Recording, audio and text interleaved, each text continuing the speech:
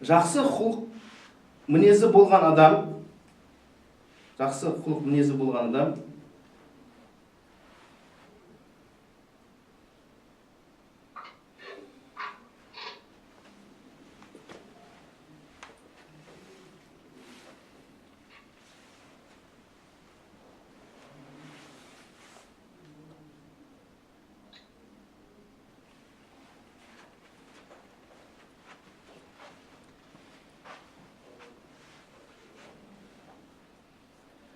не сияқты дейді, мынау сумен қандай да бір нәрсені тазартамыз, иә?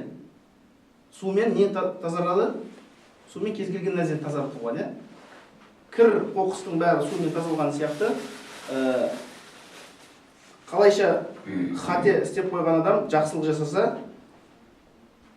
жақсылықтыңдан қалған әсер ешқандай жаман әсер болмайтын сияқты, жақсы құлық мінезбен қаруланған адамда несі сол сумен бір нәрсені, жаман нәрсені жуған сияқты, тап-таза қылған сияқты.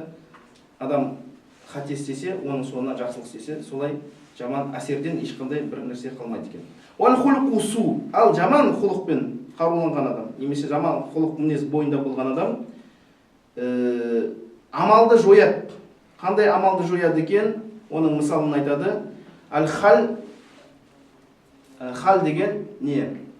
Уксус.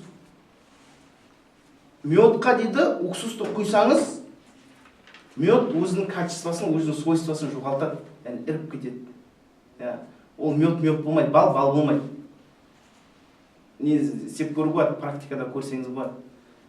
Уксусты алыңыз да, шамалы балды қойыңыз да, уксусты құйыңыз, анау балыңыз ешқандай емдік қасиеті болмайды. Қасиетін жоғалтады, алғашқы қасиетін. Сол сияқты дейді, адам жаман мінез құлықта болған болса, оның мінезде сол балға уксус қосқан секілді дейді. Оны Бейхақи, имам Бейхақи риуаят қылады екен. Иншалла, Алла Тағала естігендерімізбен, білгендерімізбен істесін, аман қылуды жазсын. Әрде мана бір хадис оқып едім, пайғамбарымыз саллаллаху алейхи вассалам айтады, бір жақсы істерді істеңіз дейді, ол аз болса да жалғасты болсын дейді. Бір жақсы істер, сіз кішкентай көресіз, сіздің назарыңызда кішкентай болуы мүмкін ол іс. Сіз адамдарға жәрдем беріп жатсыз. Сіз ойлайсыз өзіңізше кішкентай нәрсе. Бірақ ол Алланың құзырында үлкен сауапқа кенелуге не болады екен? Бірден бір себеп болады екен. Сондықтан пайғамбарымыз айтады, кішкентай болсын жақсылығың, бірақ жалғасты болсын дейді.